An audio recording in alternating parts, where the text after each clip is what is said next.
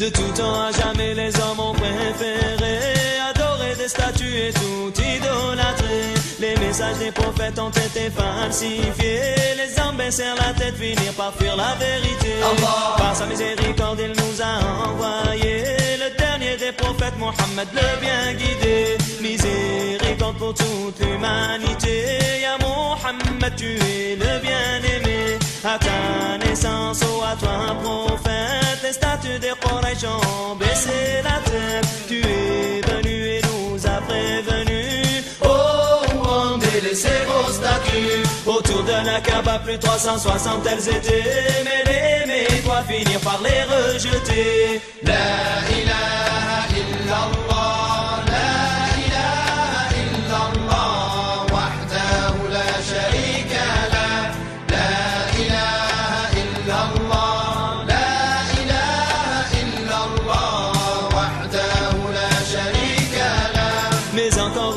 Nos cœurs se sont entachés, trop d'esprits se sont appauvris, trop d'idoles ont ressurgi et trop d'hommes se sont pervertis. Commettant l'hérésie, transgressant les écrits, idolâtrant l'homme, salissant les âmes.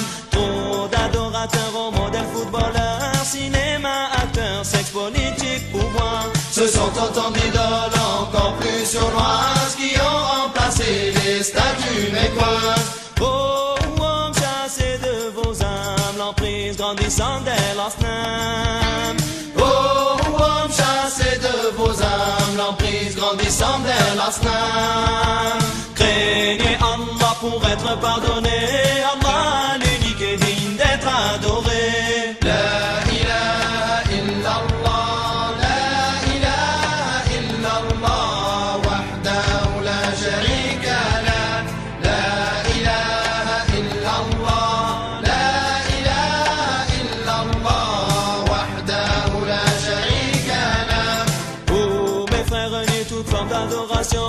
Allah ne pénètre un cœur que s'il prononce son nom. La ilaha illallah, Muhammad Rasulullah. Témoignage divin pour unifier l'humanité, remettre pour les cœurs bienfaits du Créateur. La ilaha illallah, Muhammad Rasulullah. La ilaha illallah, Muhammad Rasulullah. N'adorez pas l'éphémère, la matière est poussière, un passage sur cette terre. Prosternés, repentants, implorons le clément, afin qu'il nous pardonne notre passé d'ignorant. Prosternés, repentants, implorons le clément, afin qu'il nous pardonne notre passé insolent. La ilaha illallah, la ilaha illallah, wahdahu la sharika lah. La ilaha illallah, la ilaha illallah, wahdahu la sharika lah. Allons mes frères, regardons droit devant, seul Allah est maître du temps. Trop longtemps égarés, nous voyons la vérité. Allah est unique et il n'a point d'associé. Trop longtemps égarés, nous voyons la vérité. Allah est unique et il n'a point d'associé. À lui la gloire et à lui la louange. Prosternons-nous à la façon des anges. Il est le vivant pour l'éternité, celui devant qui nous serons tous rassemblés. Il est le vivant pour l'éternité, celui devant qui nous serons tous rassemblés. La ilaha illallah, la ilaha illallah, wahdahu la sharika lah.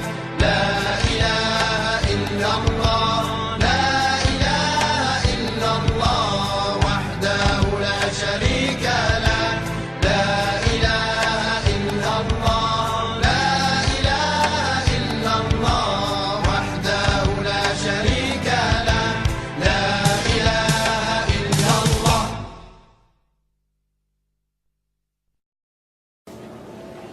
أعوذ بالله من الشيطان الرجيم.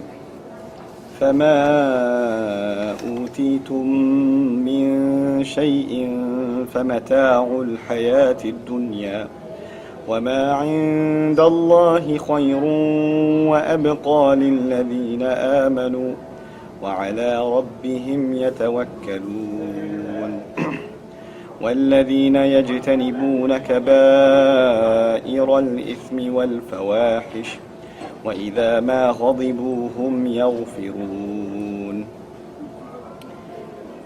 Alhamdulillah, wassalatu wassalamu ala rasulillah. Assalamu alaikum, Quran Weekly. Once again, a small reminder. I said 4 to 5 minutes last time, but I took 7, so I don't know what I can do this time. But I'll do my best to keep it short, bi'idhnillah. I want to talk to you today about controlling your temper and your anger, but I don't want to construct an argument for you from my own mind. I'd rather share with you how Allah Azza wa Jal brings the topic up and the way in which Allah Azza wa Jal connects different things together, so we can think about it from a really unique, really a divine perspective. The first thing Allah says is فَمَا أُوتِيتُم مِّن شَيْءٍ فَمَتَاعُ الْحَيَاةِ الدُّنْيَا, in the small passage.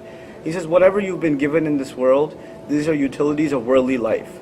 In other words, these things are insignificant. These things, in comparison to what is coming in the next life, is nothing by comparison. And we get hung up on these things, and we think this is, you lose something or you gain something, or something goes wrong, it's the end of the world. It's not the end of the world. Whatever you've been given is just utility, mata'. Mata' in Arabic means something you use but don't necessarily enjoy. The ancient Arabs used to use mata' for a brush that they would scrape dishes with. It's something you use, but you don't really say, wow, what an amazing brush. You don't do that, because it's not something to necessarily enjoy. A broom, a shovel, a fork, these are the things that are mata' in Arabic. Allah says the entire world, everything in it is mata'. Everything you've been given is mata'. In other words, that is something for you to use, but really to use for a higher purpose. And the thing to enjoy is the next life. So he says, وَمَا عِنْدَ اللَّهِ خَيْرٌ. What Allah has is better. What Allah has is better. You might be wondering already, I said I'll talk about anger.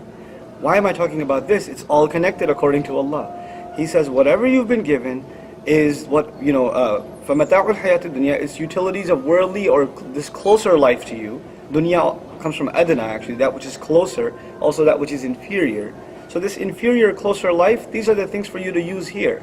Then he says, وَمَا عِنْدَ اللَّهِ, and whatever Allah has in His possession, خَيْرٌ وَأَبْقَى, it is better. Number one, it's better. وَأَبْقَى, and it's longer lasting. What Allah is alluding to here, subhanahu wa ta'ala, is that in this world, whatever you have, Allah has something better. You have a house, Allah has a better house. You have clothes, Allah has better clothes. You have a ride, Allah will give you a better ride. You have youth or health or strength or ability, Allah will give you better of those things. You have company, Allah will give you better company. Everything Allah has that's He's storing for you there is far better. So don't get caught up in these things. And remember, as great as these things are, what Allah has is better. But he added another adjective. He said abqa, and comparatively much longer lasting. In other words, everything you have is temporary. You have a house, it starts deteriorating. You have health, it starts withering away. You have strength, it starts weakening. You have a car, a nice car, it starts getting problems. You have friends, they disappear, they move to other towns, or you drift away and you have your own lives. Everything you have in this life that you enjoy, it doesn't last. It doesn't last. So Allah says, why don't you work for something that A is better and B lasts longer? خَيْرٌ وَأَبْقَى. But for who? لِلَّذِينَ آمَنُوا, for those who really believe. And really, when Allah mentions believers, it's not just talking about belief in general, even though that's included. It's specific to the ayah. Who really believe that this stuff in this world is not as good as the stuff in the next. This is for those people. وَعَلَىٰ رَبِّهِمْ يَتَوَكَّلُونَ, and they place their trust exclusively and their reliance exclusively upon their master. What that implies is, it takes a lot of trust in Allah to really, really believe that what He's offering you in the next life, something you haven't even seen or touched or smelled, only heard about, it's enough for you to trust Him just based on His word. That takes trust. So he says, for those people, what they have in the next life is better and longer lasting, but it takes belief and it takes trust in Allah.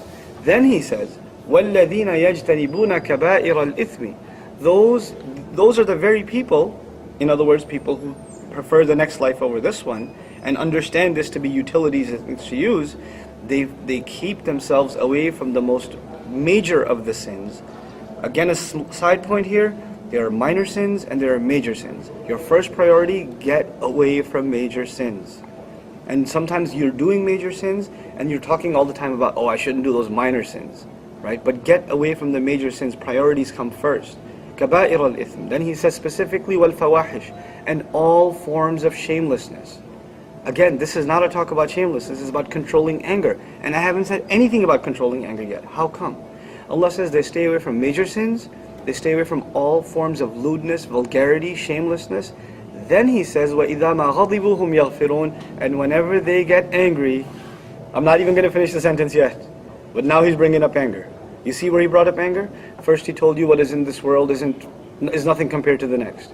Because if this world is everything you have, when things go wrong in this world, you get angry.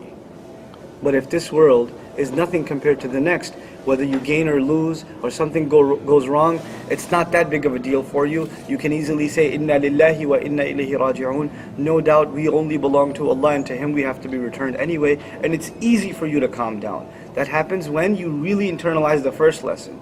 The second issue here was, Allah mentioned staying away from major sins. And He specifically highlighted one of them that in this short talk I'll highlight. All forms of shamelessness. What is shamelessness? It is the inability to control your temptations, your emotions. You have an urge and you let it out.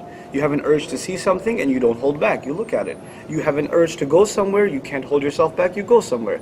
You have an urge to contact someone or be with someone, and you do it, you don't hold back. No matter if it pleases Allah or not, that's not on your mind. You can't control yourself when it comes to these urges. Well, if you lose control over these urges and these emotions, then when it comes to your anger, you'll be out of control too. So the one who is shameless is also easily one who has no control over their temper. But the one who can guard their shame and control that emotion, which is much more powerful, by the way, because all of us have temptation towards shamelessness all the time. We have to guard ourselves from it all the time. If you could do that, holding yourself back from anger is so much easier. So much easier. But he goes even further. He doesn't just say, now I didn't translate it yet, right? I said, when they get angry, وَإِذَا مَا غَضِبُوا, whenever they get angry. But I didn't say, whenever they get angry, they calm down. He said, whenever they get angry, هُمْ يَغْفِرُونَ, they forgive. Now it's one thing to get angry and calm down. That's hard enough. But imagine this. Somebody made you really upset. And Allah says, these people who really trust Allah and want the next life more than this one, when they're really angry, that's when they forgive. Subhanallah. Subhanallah. We don't even forgive when we're calm. And Allah is saying, if you really want to be the person who prefers the next life, learn to forgive when you're angry. What a standard He set for us. By the way, this is not mandatory. This is for people of the highest caliber. May Allah make us from them. Because in the next ayahs, Allah says, yeah, you can get angry. You can take revenge. وَجَزَاءُ سَيِّئَةٍ سَيِّئَةٌ مِثْلُهَا. The reward of something bad that has been done to you, the payback, is something bad you can do right back. Somebody slaps you can slap him right back. This is allowed in Islam. Revenge is allowed in Islam. Right? Seeking justice rather, not on a personal level, but through the system of justice. It's allowed in Islam. But Allah says, if you can still learn to forgive, فَمَنْ عَفَى وَأَصْلَحَ, if you can learn to forgive, lovingly forgive, and reconcile, and what's the previous ayah said, not just calm down from your anger, but forgive on top of that, then what's the reward? Why should I then not forgive instead of forgiving? Or why should I take revenge? And instead of taking revenge, why should I then forgive?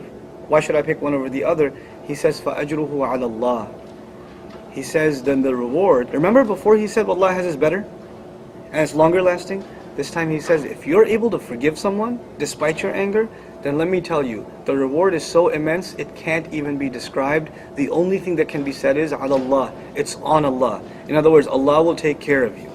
Allah will take care of you. It's so undescribable. The only thing that can be said is, it is on Allah to take care of your rewards. SubhanAllah. May Allah make it easy for all of us to keep our anger down and to keep ourselves calm, and especially give us the ability to forgive, particularly when it comes to people in the family. Particularly when it comes to people in the family, because we're very unforgiving to people in family. Barakallahu li wa lakum fil Qur'an al-Hakim, wa nafa'ni wa iyyakum bil ayat wa dhikr al-Hakim.